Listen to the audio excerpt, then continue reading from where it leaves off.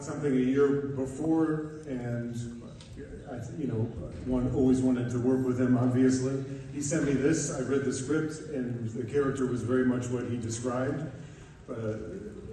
Also just the different relationships he was with different people, and how everyone would have an opinion about their version of Ferrari, but this one, whose internal engine was very much driven by grief, and the difference in his relationship with Laura versus Lena Lardi versus his mother, against at that time, in that moment, all seemed like a subject I didn't know much about, and seemed daunting and exciting, and with Michael being the person who's you're doing it for, it seemed like a kind of no-brainer to me. Insurance reasons, as I said before, making a movie is a miracle, and they don't want me touching the thing that's the most expensive part of the movie.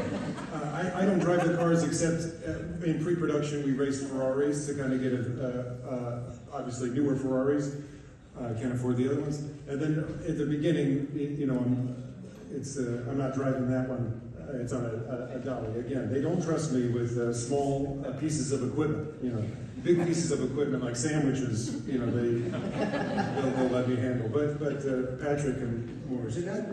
I was very familiar with the story from the Ken Brock book, and certainly there's another book called The Limit. And this period in motorsport history has always been fascinating to me. As soon as I read it, I was like, this is the best script that I've read in and around the motorsport world, and particularly in this era, which I find to be the most romantic and certainly the most deadly.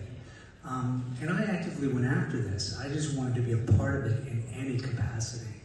I was working in London at the time. I just had finished watching the opening Grand Prix last year when Ferrari won.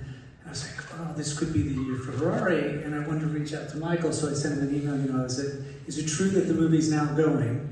And he said, yes, it is, and then I asked, could I come in and have a meeting and to discuss, and we had a discussion, and he thought about it, and I got a call about a month later. He goes, would you like to play Piero Taruffi? And I was like, absolutely.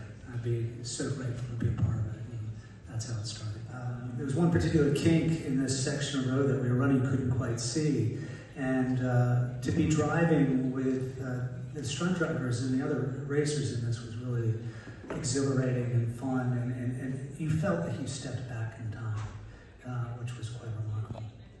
Also the sense of how dangerous they were, to what Patrick is talking about, that seatbelts wasn't an act of negligence, it just wasn't a part of the culture at the time, and the way car seats are now, and then they weren't, in the 80s and 90s. It's just, almost the goal was to be thrown from the car as a safer way of a crash than staying with it. Is, again, a time capsule. And the fear of fire was a big thing as well.